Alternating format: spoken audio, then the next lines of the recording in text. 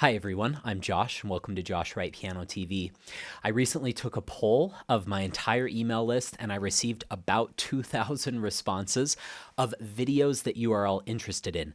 One of the most requested videos is how do I love practicing more? Or how do I get my kid to love practicing more? Today, we're going to be discussing 10 steps to love practicing. These are steps that can be actionable. You don't just love or hate practice. You can learn to love things, and by taking certain steps, you can increase your progress, which will make you love practicing even more. Here we go. Step number 1, we need to listen to our sound. We are creating music after all, so listening to how beautiful our sound can be.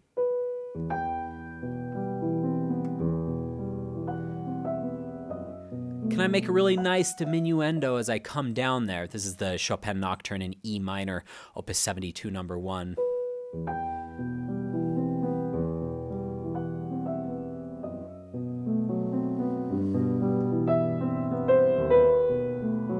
Or maybe you're playing Clair de Lune by Debussy.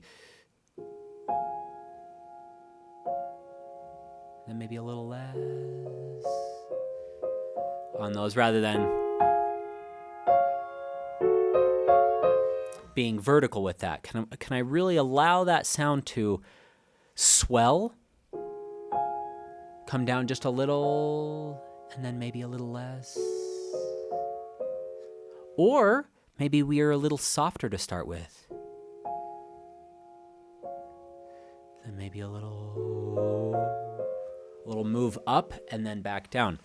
That's step number 1. If you're not listening to your sound, you're not going to make the progress that you want to make. You're not going to sound as good as you could. You're not going to reach your full potential. So make sure we're not just hearing the sound. Make sure you're listening to your sound. Step number 2, make time for things that you love to play. Let's say that you are studying with a classical teacher, but you really love jazz and you want to get really good at jazz improv. You need to make time for that. Or let's say that you want to focus on classical. I'm going to mostly speak to that because that's my area of expertise. I know very little about jazz. Took a summer of jazz lessons and realized quickly that, even if I have a doctorate in classical music, it's a completely different world out there. You can't get good at jazz extremely quickly. It is an art form unto itself and requires an entirely different set of skills. So I'll speak more to the classical realm, but let's say you're working on a lot of Bach, but your true love is Chopin. Your teacher is wanting you to play Bach to develop certain characteristics or develop certain weaknesses you might have. Or perhaps you're playing really big, heavy romantic music, but you really love the light, witty humor of Haydn.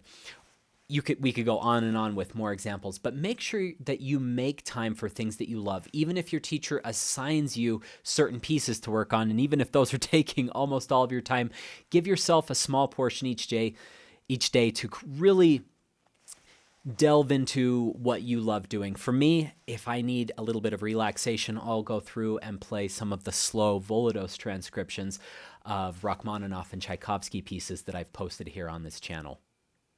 Those always really relax me and just put me at ease and give me some more inspiration for the other things that I'm working on. Step number 3, don't force progress. This is a really important one. We need to slow down and enjoy the process when we are at the piano. Don't rush through it. Don't say, okay, I kind of have it slow. Now let me try it really fast. I'm so guilty of doing this all the time. That actually has gotten me into some technical trouble in certain areas. And when I've slowed things back down, the technique seems to work itself out. Our bodies are very smart, especially if you've had good training. Your body knows what to do. It knows what it likes to do, how to move, and a lot of issues are solved simply by being patient and observing the way your hand naturally moves rather than forcing things or locking up. If you can consciously relax, After each note is played in a very slow tempo, obviously, that's going to take a very slow tempo in order to do that. That's one of the best ways that you can get rid of tension, which is a really hot topic among every pianist and student that I've ever talked to. That's the most requested topic I've had on my entire channel over the last 14 or 15 years of posting these YouTube videos, how to get rid of tension. That's one of the quickest ways. And forcing progress. I've got to get it so fast today. Slow down, enjoy the process. The overall result will come a lot more quickly if you slow things down and allow things to unfold naturally. Don't force that speed. I had a teacher tell me one time, speed will take care of itself. I loved that sentiment. It's very wise.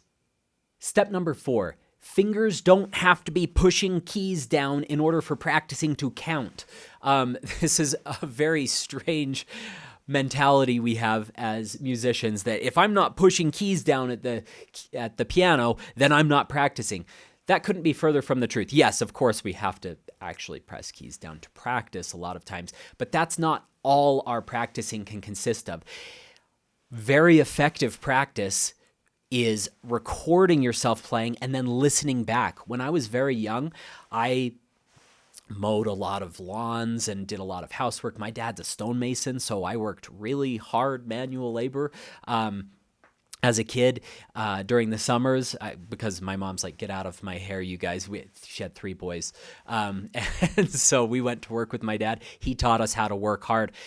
I saved money from all of those tasks, and I bought a really nice tape recorder. I mean, that really dates me that I was recording on tape. But at the same time, this was probably the late 90s. I wore that thing out. I valued it because I had to work so hard to earn that money to buy it. And then I would record myself and I would listen back and I would mark in my music. My music was so marked up you could barely read the notes. My teacher loved that. She's like, keep doing that. I think during those 2 or 3 years that I was wearing that tape recorder out, I made more progress more quickly than I could have any other way. That is so important. Another thing that you can do is listen to recordings. That will immediately, first of all, it often reveals note mistakes. You'll hear a measure and say, something sounded a little peculiar there. What am I missing? And then you'll find mistakes. You will also, especially if you listen to a wide variety of recordings, you'll be able to get new ideas. You don't have to reinvent the wheel every single time you sit down at the piano. Lastly, just closing your eyes and thinking about the music, or playing a passage and then observing how the composer structured things on the page. How are they stemming things? Did they divide things between the hands?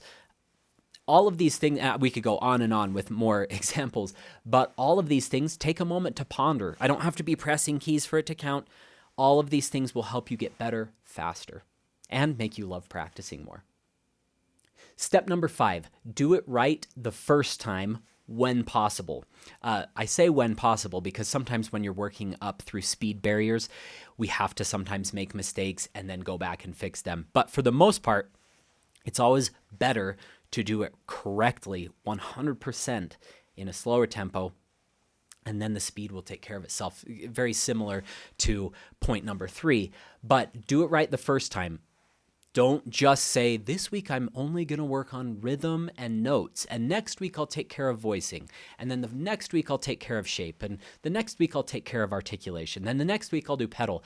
If you can do all of those things week 1, now I know beginner pianists probably can't handle thinking about all of those things at once, but the more that you can do, the better. So take it slow, smaller sections, so that you can digest it. I actually think sight reading, which is a really sore spot for many pianists, is a sore spot because they take too much information than their brain can comprehend at once. They take pieces that are too hard and they try to play them too fast. If you gave a bad sight reader, I don't know if they're actually even bad, but someone who considers themselves a bad sight reader, if you gave them an easier piece and said play it much slower, they would gain more confidence more quickly. So a fun little saying that I heard on a podcast was, do it right, do it light. Do it wrong, do it long. If we keep ingraining bad habits by going too fast or by being too tense, it's going to be a very long process for us to come out of that. We almost have to undo things and then redo them the right way. So do it light, do it right, do it wrong, do it long. Step number 6, channel your inner blank. I've talked about this one before. For me, my favorite pianist to listen to is Sergei Babayan. A close second would be Daniel Trifonov. Now, you're going to have your own favorite pianists for your own reasons, but the things that I admire most about those two pianists, and Trifonov is a student of Babayan, so I'm sure a lot of these things were taught to him firsthand, but Trifonov is a great artist in his own right as well, so I don't want to discount that. But those two pianists create color and are more imaginative than most other pianists I listen to, if not all other pianists. That's a bold claim, just my opinion, but they make magic when they're on stage. I've had the privilege of hearing both of them live. I've heard Trifonov live a few times and Babayan many times. And the spontaneity and improvisatory nature and creativity that he brings to his performances makes me enjoy those performances more than anyone else. And when I'm practicing, I always say to myself, what would Babayan say about this? Now, I've done maybe 20 lessons with him, 30 lessons, something like that, but I've observed probably well over 100 hours of his teaching because these academies that I went to and other times I went for lessons, I would always stay after and listen to other lessons. So I don't know exactly what he's going to say in every situation by any means. But I have an idea of what he might say. I have conjectures, a hypothesis of what he might say in certain situations, and I try to channel that. Or Susan Dohlmeyer, my lifelong teacher, or Logan Skelton, who I studied with for my doctoral studies at the University of Michigan. I often say, okay, I need to channel Logan, or I need to channel what Susan might say. Susan, I probably have a better idea of what she might say than any other human being because I studied with her for so many years. And I studied with her since I was 9 years old. My wife studied with her since she was 5. So I sometimes will ask my wife, what do you think Susan would say here? And we have a fun time talking about that. But channeling your inner heroes when you're playing can greatly speed up progress because they're not going to let you get away with garbage playing. They're not going to let you get away with mistakes, and they're not going to let you get away with anything less than your full potential. So sometimes if it's just on you and you're like, I'm just working on this, you might not put as much focus and dedication and poignancy into each note that you might otherwise do if they were breathing over your shoulder. So keep that in mind. Step number 7, remember that there is no one correct way to play the piano. It upsets me a lot when certain schools of piano teaching say, if you don't move your hand a certain way, you're doing it wrong, and we have the right way of doing it. Or a lot of teachers can be very condescending like that. There is no one right way to play the piano. You hypothetically have to teach someone with a large hand slightly differently than you do with a small hand. You have to teach a child who doesn't have a lot of body weight differently than you would treat a 250-pound adult. Because every body is different, every mind is different, you have to be creative. Things that worked beautifully for me in my own practicing often don't work for my students. I have to be creative. I have to come up with new ways of teaching them things. Similarly, things that just are so easy for my students, if I say one little thing and they can whip it off, and I'm like, oh my gosh, that took me years to figure out how to do that. I've had many experiences like that too. That's very humbling. So I have one student, for instance, who can play octaves like you wouldn't believe. His Earl King is faster than most professional recordings out there. It's quite incredible. And he played it when he was 14 or 15 years old. I had taught him many octaves techniques since he was 9 years old, but one day he had a breakthrough and he can play them faster than I can. But I remember, just as a silly example, there was a tremolo in Judo by Ravel. He had the hardest time with that, and I never struggled with that. Everyone has different strengths and weaknesses. The more you accept that, the more you're going to be able to be creative and solve your way through issues rather than getting down on yourself and discouraged. There's no one right way to play. You might want more curved fingers in certain situations or more flat fingers in certain situations. You might want to be experimenting with different dynamics, loud or soft. Some passages more delicate or more forceful or bold or rich. An exercise that's very helpful that you might try is to go through your music and write adjectives next to each of the phrases of what you're trying to communicate. Or you can think orchestrally and say, which instrument does this remind me of? Are these horns? Are these strings here? Is this timpani if you're playing tremolos or something? Is this an oboe, or is this a flute or a piccolo? Whatever it might be, thinking orchestrally or thinking with those adjectives can be very helpful in helping you love practicing more and love the piece because you're going to be thinking about it more creatively. Step number 8, write down and track breakthroughs or inspiration that you receive during your practicing. This is huge. I've had a few technical issues over the years that one of them always gave me trouble, and I finally kind of solved it after a lot of years of work. Another one kind of crept up on me, something that I'd never struggled with before, but I've had to work through that. I've mentioned it many times on this channel, those things that I've worked through. Just double thirds trills, and then right hand ascending scales in really fast speeds. For some reason, those started giving me trouble a few years ago. I have written down, as I work on just a bit of scales each day, I've written down different things like hand angle or different focuses, or with double thirds trills, the rocking motion that I felt. I had to use an inverted fingering that helped me to ultimately be set free with those trills. Everyone's different. Some people struggle with basic trills and they can't get those. Others struggle with more artistry related things like voicing or shaping a line and really allowing it to breathe. Everyone is going to have different struggles technically and musically. Write down your progress. When you have a breakthrough, write that down because you can go back through and you can track progress. And even if it's not correct information, there's been times where I've written things down, said, hold your hand this way, and it solves the issue. And then only to discover a few weeks later, oh, this might be a better solution. It's nice to have that record of what you've tried so that you're not banging your head against the wall trying the same thing over and over again. Step number 9, stop comparing yourself to others, especially your heroes, especially with your weaknesses. So it's easy when you have a technical weakness, like we were talking about in the previous step, to say, look at so-and-so who can do it so easily. You don't know what they struggle with that you might not struggle with. There's certain Chopin etudes that were always very difficult for me. I had a colleague at the University of Utah. He said, don't you find Opus 10 number 1 to be the hardest Chopin etude? And I was like, not at all. I find Opus 10 number 2 to be the hardest etude. And he said, really? That one's so easy for me. It's so funny. And he's a very, very fine pianist.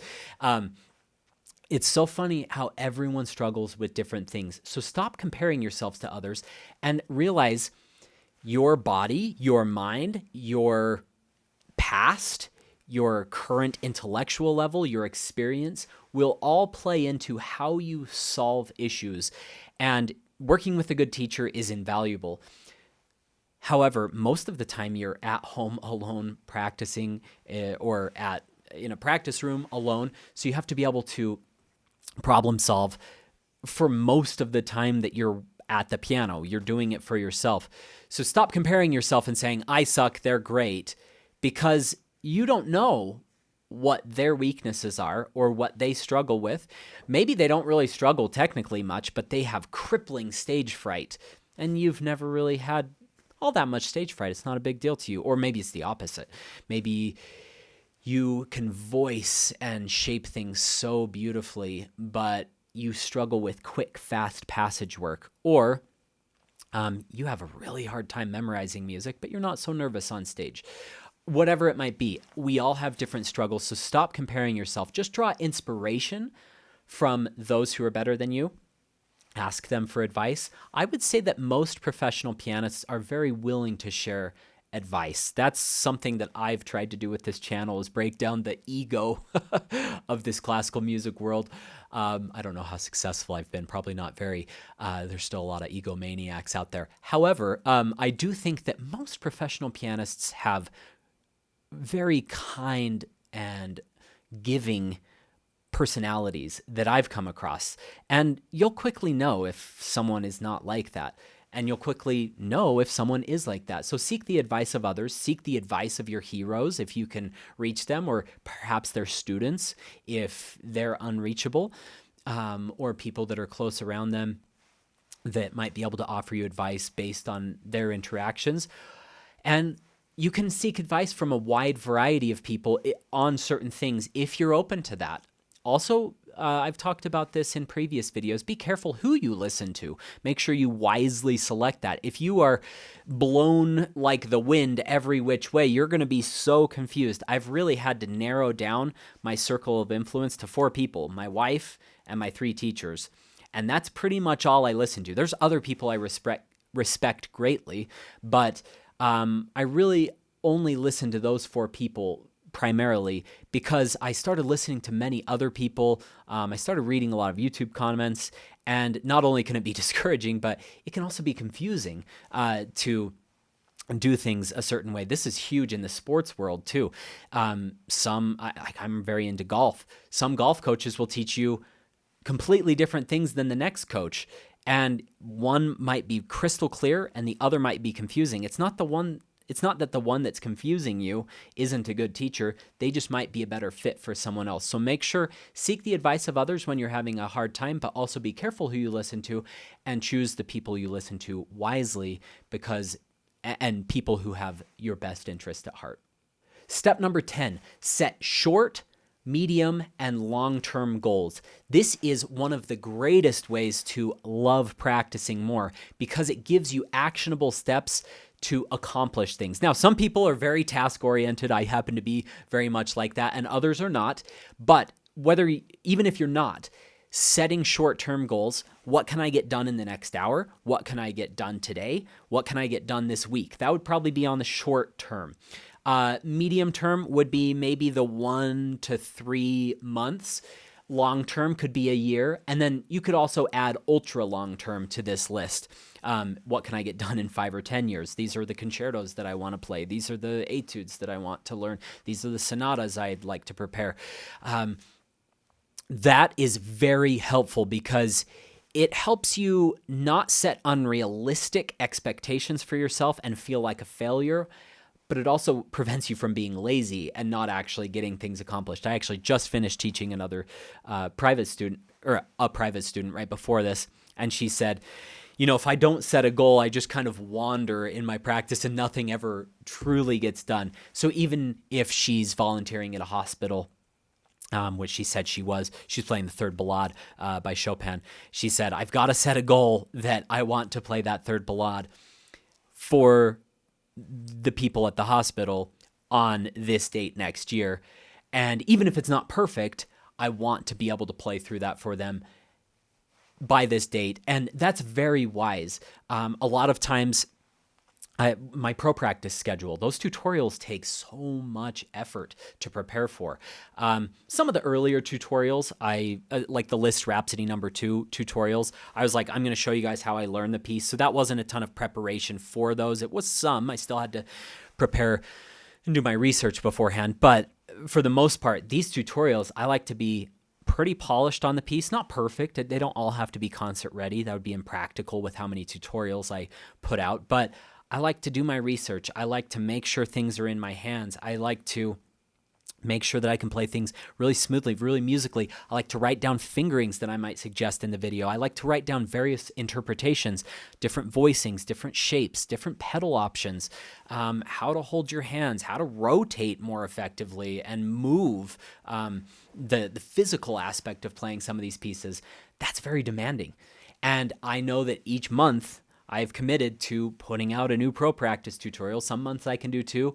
Other months, it's tough to even get 1 done, especially if it's a really demanding piece. But I know that I have that deadline each month that I've set for myself for this time in my life. I don't know if I'll always be able to continue that, but I'd like to.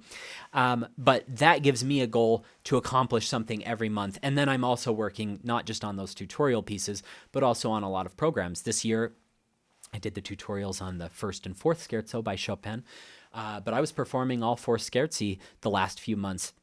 That's been very demanding.